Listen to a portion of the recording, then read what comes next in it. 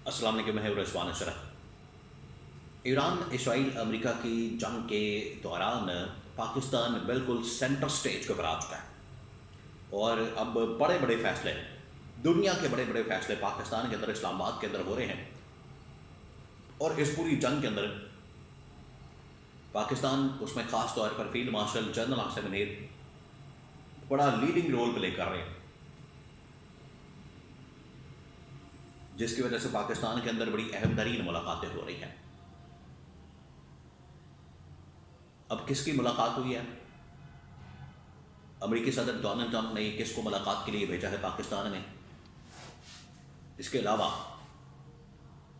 जो नेगोशिएट किया जा रहा है उसके अंदर अमेरिका ने कौन सी शराइत रखी हैं और ईरान की जानिब से कौन सी शराइत पेश की गई हैं, इसके बारे में बड़ी अहम तरीन मालूमात।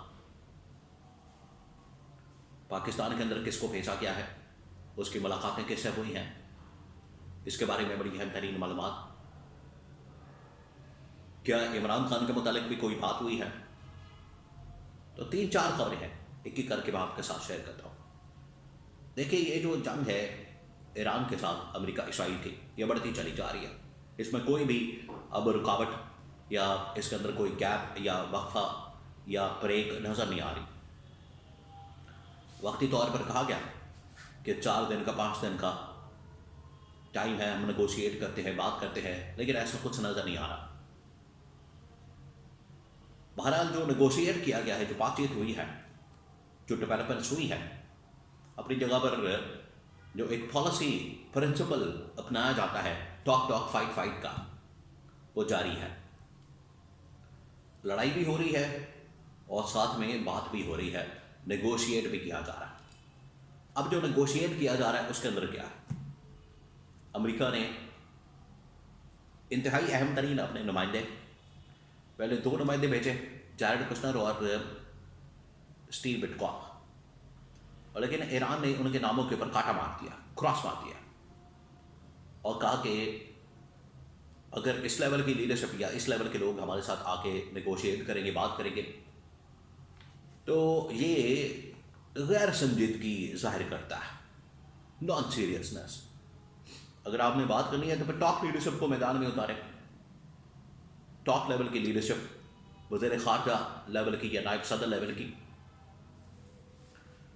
तो फिर ये फैसला किया गया, डोनाल्ड ट्रंप ने अपने सेकंड इन कमांड नायब सदर जेडी वेंस को पाकिस्तान भेजा और पाकिस्तान के अंदर बड़े खुफिया तरीके से, खुफिया मिशन के ऊपर वो आए जेडी वेंस, और उन्होंने आके यहाँ पर बड़ी अहम तरीन मुलाकातें की हैं इस्लामाबाद के अंदर।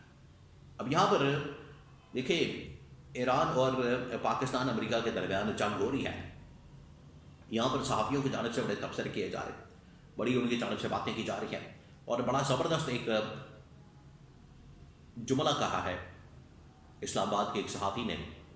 उन्होंने कहा है कि ये जिस तरीके से जंग लगी हुई है और उसमें जो पाकिस्तान का किरदार है, ये वैसा ही है कि शादी हॉल के अंदर शादी होती है, पाकिस्तान का जो किरदार है वो शादी हॉल जैसा है।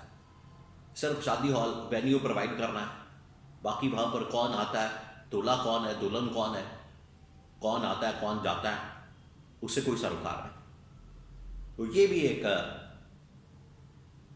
यहाँ पर सोचने का एंगल मौजूद है। अब आ जाए नायब सदर जो कि आए पाकिस्तान, जेडी वेंस, उन्होंने आके फील्ड मार्शल के साथ, जनरल आसिम के साथ इंतहाई अहम तरीन खुफिया मुलाकात की, बहुत अहम तरीन, और इनके जरिए से ईरान को 15 शराइत दी है, 15, और आगे ईरान की जानिब से 5 शराइत दी गई हैं। मैं मुख्तसर आपको बता देता हूँ 15 शराइत, पर उसके बाद मुख्तसर आपको बताता हूँ जो 5 शराइत ईरान ने दी है। 15 शराइत अब जो अमेरिका ने दी है उसमें एक लंबी चौड़ी लिस्ट है।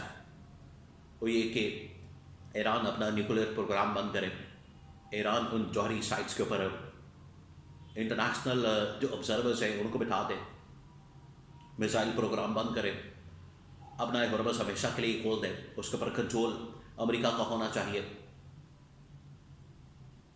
फिर आगे से ईरान कभी हमला नहीं करेगा, वहाँ पर रजीम चेंज ऑपरेशन होना चाहिए, गवर्नमेंट अमेरिका की मर्ज़ी के मुताबिक होनी चाहिए, गवर्नमेंट अमेरिका के साथ डील करे, वहाँ पर इंसानी हकूक़ और बाकी चीज़ों को मेक श्योर किया जाए, वहाँ पर सेकुलरिज्म और इस तरह की लीडरशिप बनाई जाए। तो ये चीज़ें ईरान को दी गई है, ये शराइत ईरान के सामने रखी गई हैं। यानी ईरान को मुकम्मल तौर पर ख़त्म कर दिया जाए। ना उनके पास न्यूक्लियर सलाहियत हो, ना जौहरी प्रोग्राम, ना मिसाइल प्रोग्राम, ना उनके पास कोई लीडरशिप, ना वहाँ पर कोई और इस तरह का वतन परस्ती या मजहबी जज्बात वाले मामलात हों। तो ईरान ने तो मुकम्मल तौर पर इन 15 के 15 शराइत को रिजेक्ट कर दिया है। ईरान ने कहा यह पॉसिबल ही नहीं है हम एक भी शर्त के ऊपर अमल दरामद करें जो अमेरिका ने दी है। अपनी ईरान ने फिर 5 शराइत रखी हैं।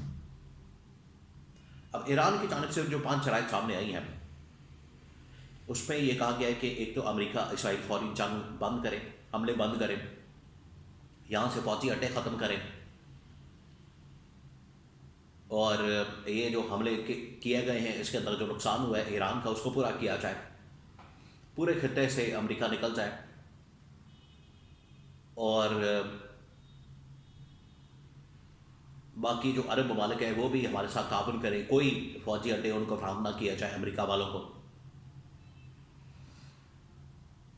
ये डिमांड्स रखी गई है, ये शराइत रखी गई हैं ईरान की जानिब से। अमेरिका उसमें ये भी डिमांड कर रहा है कि जो प्रॉक्सीज है ईरान की मुख्तलिफ ममालिक में, अरब ममालिक में, या इराक़, शाम, ईरान, ये यमन के अंदर या लेबनान के अंदर, उर्दन के अंदर, यहाँ पर भी अपनी प्रॉक्सीज को बंद करें। ये अमेरिका की डिमांड है, शर्त है। तो दोनों की जानिब से शराइत और डिमांड्स बड़ी लंबी चौड़ी हैं।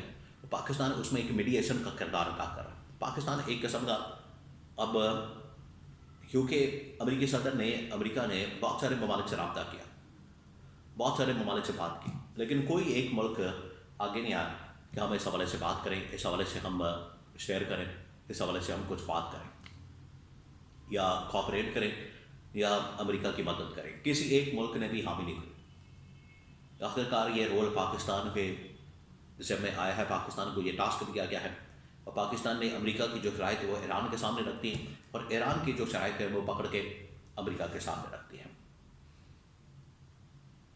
तो ये वक्ती तौर पर अभी ये चल रहा है, नेगोशिएट किया जा रहा है, बातचीत हो रही है, लेकिन अभी तक कोई सोल्यूशन नहीं निकला। और अगले 24 से 48 घंटे इंतहाई अहम है, कि आपने बात जहन में रखनी है। बातचीत हो रही है, लड़ाई हो रही है, जंग हो रही है, लेकिन अब जो अगले 24 से 48 घंटे हैं वो बहुत अहम है। वो अब डिसाइड करेंगे कि जंग का जो रुख है वो किस तरफ जाता है।